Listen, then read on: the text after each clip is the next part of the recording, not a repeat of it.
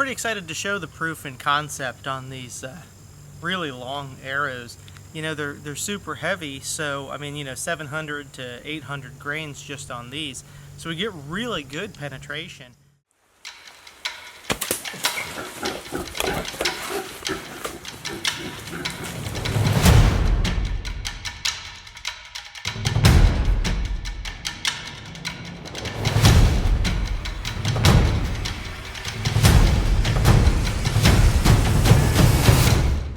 Hey guys, Ryan Gill here with Hunt Primitive, where we entertain, educate, and inspire. And on this channel, we do a lot of primitive build and or hunting videos, just like this one.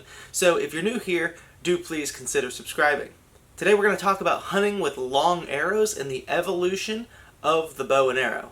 Now, in order to really understand the bow and arrow, we need to understand what predated the bow and arrow, which is the atlatl, or the throwing spear.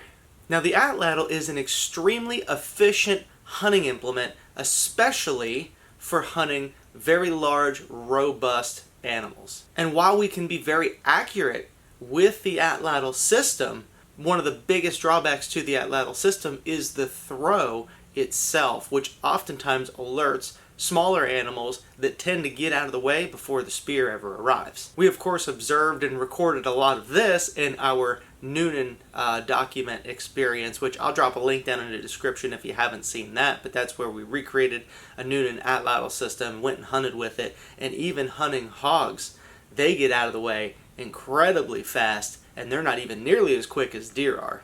So when we start thinking about the bow and arrow, what we're really trying to do is we're recreating a new hunting system that is easier to hunt, say, deer-sized game than the previously used atlatl. Many people believe that the bow and arrow is an invention completely unrelated to the atlatl. I personally don't believe that at all. I'm sure that there's many others that also believe this, but I believe that the bow and arrow evolved from the atlatl much slower, rather than being invented completely independent. So I don't really believe that people were using atlatls one day and then somebody just says, okay, this isn't working, we're going to invent something completely new, and then just show up with the modern bow and arrow that we see today. What's far more likely, not only in theory and practicality, but even some of the archaeological record shows us that starting typically around 3,000 years ago, I think, although different areas have different time frames for this, but even as early as 4,000 years ago, we see a shift in the stone projectiles that they're using. And that also indicates typically a shift in the type of hunting implements that they're using. And this may be some of the first attempts at actually creating and using a bow to launch a short atlatl spear. So by using a bow and arrow, we cut down on that throwing motion that alerts so many animals, and we can draw the bow back slowly, get on target, and deliver an arrow without the animal even realizing that the arrow is on its way, compared to previously where you have a little bit of a wind up, and even just starting to throw that spear is enough to alert that deer or smaller animal that the spear is on its way. So I think it's very likely that the very first arrows were considerably longer, as somebody essentially tries to shoot their atlatl spears from a new age style of bow, which would really be quite rudimentary, long, made out of a sapling, and probably not even seasoned at the time.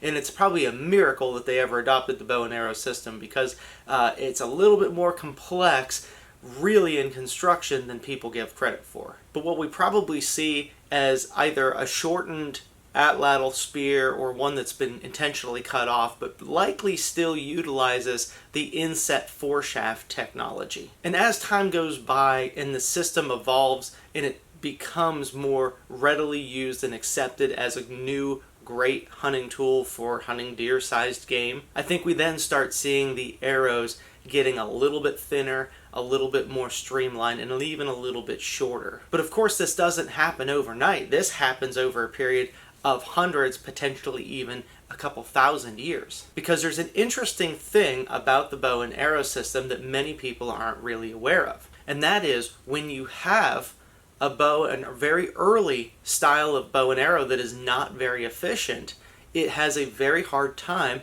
penetrating animals like the bows and arrows that we're shooting today, which are much more refined. So one of the ways to make your arrows penetrate better is by shooting a heavier arrow. So I think if we took some of these very earliest style of bows and shot our now common shorter arrows that we shoot today, I think they realistically would fail miserably. So it's only when the performance and the refinement of the bow gets better and better do we see that the arrow can now be shorter and lighter and still have the ability to penetrate animals. So now, instead of being worried about taking this very large heavy spear and an atlatl and throwing it into very large animals like bison, now we can take a much smaller system and effectively hunt deer-sized game with much faster arrows, which of course allows the arrow to get there much faster, and so the deer doesn't react as fast, resulting in a lot more killed deer. So not only do we have that shift in a lot of our projectile types,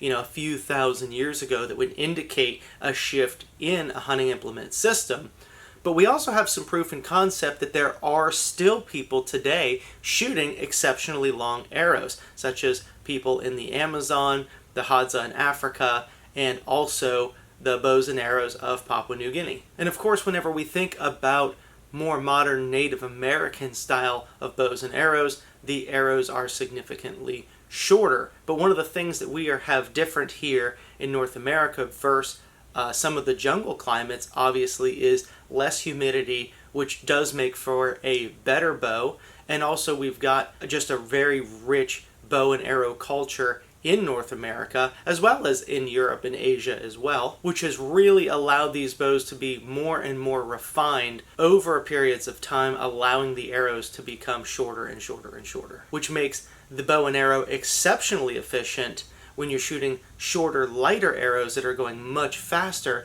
but they still have plenty of energy within the arrow to penetrate the animal fully and take it down. And of course, the drawbacks to hunting with these really long arrows is, even though they do penetrate very well when you shoot stuff with them, trying to get around the woods with them is a little bit tougher. Sometimes you lose opportunities just because brush is in the way and you just can't get this arrow maneuvered around to get the shot. The longer, heavier arrows being shot from slower bows also does tend to limit your range quite a bit more than the shorter, lighter arrows. So there's definitely a lot of advancements that come along with shorter, lighter arrows shot off more powerful bows. So I think when we're really looking at bows and arrows from a linear timeline, we are going to see, beginning off with the atlatl system, and then any number of ways that they came up with some sort of a bow to attempt to shoot these spears from. And then the spears just essentially get smaller and smaller until we have essentially long arrows, say 4 or 5 foot long but thinner arrows. Then the arrows continue to get shorter, a little bit thinner in diameter, and we have an evolution, a linear evolution over time of bows and arrows evolving from the atlatl system.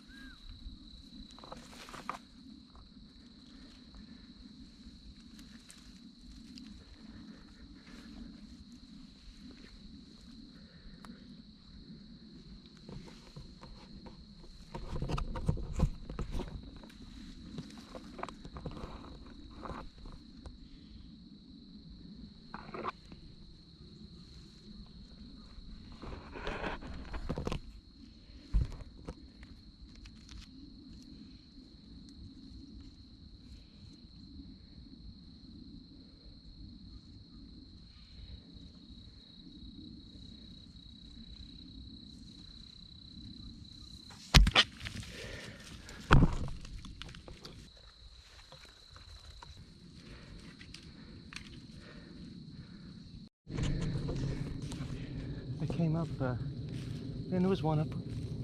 I'm hoping it's going down. It was high, but it should have been good. There's one in the ditch over there, and I just walked right up on it and completely. Dude, I've had hogs running by me. I had 2 big sows, a big ass boar hog. Right in there, you're here. the instinct of just shooting normal arrows apparently is affecting me, shooting these long ones, because they shoot good when I shoot them in practice, but I don't shoot this day to day, so it's messed with my head during the shot. But hopefully hopefully it worked out this time, so I gotta go pick up an arrow. So got one down with these great big long arrows, even after I went and whiffed this morning. There's my buddy Vastin. We looked for pigs all morning and just couldn't find them, and then all of a sudden came into this one spot and they're just everywhere. So luckily the fog's got them down and still out and moving. So, have a sow. Gonna look at, oh, there's the other piece of the arrow. Hopefully the point's still on it. This is big. No, it's still on it. Oh, awesome, yeah. No, that's not a... Yeah, that's a sow. Yeah, it is. It's big though, isn't it? Yeah, it's a good sow. Yeah. And that's just moving its last. You can see that's not a... It's not still alive, so the people at home that are worried why it's still alive, you should shoot it again. You ain't gonna kill it any deader than that. It's already dead. That's just reflex. So that's the point. Pretty cool on these 4-foot long arrows. So that's a lot of arrow. It carried a lot of weight. This one I wrote the weight on it too. Well, I wrote the weight on off of, what is it? 700. Okay, so that's the 700 grain one. That's actually one of the lighter ones that I had. We still got great penetration. I'm pretty excited to show the proof and concept on these really long arrows. You know, they're super heavy, so I mean, you know, 700 to 800 grains just on these.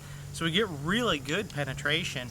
I think hopefully y'all can see in the video how well it penetrated. And you know, the people using these really long arrows even today in Papua New Guinea, South America, in the Amazon basin, and the Sentinelese, looks like they have pictures of really long arrows. So I think it really does show the proof and concept that in the evolution from the atlatl to the bow and arrow, that we likely started off with much longer arrows, and even the ones that are longer than this with the big foreshafts in the end.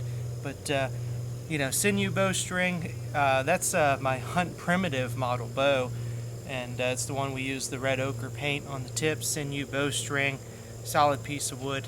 Doesn't get any more primitive than that, but pretty excited with this one. Gonna eat really good. Glad to have some more meat for the family, and man, yeah, it's a great time. And of course, we're going to have a ton more information on all of this, even a lot more than the video can really capture, in the upcoming book that we're putting together that I know many of you are very interested in. We know what the title is going to be, but we're not releasing the title yet. I'm excited to release the title and the cover in the next few months. So make sure you're following along for that update. Alright, well, thanks for following along today, guys. Hopefully you had fun, especially watching me run around through the woods chasing hogs with these exceptionally long arrows. And hey, at least we were able to bring some more meat home for the family. And you know, hopefully we learned a little bit of stuff about bows and arrows potentially evolving from the atlatl rather than an independent system all by itself. So hey, we're going to catch you guys on the next adventure.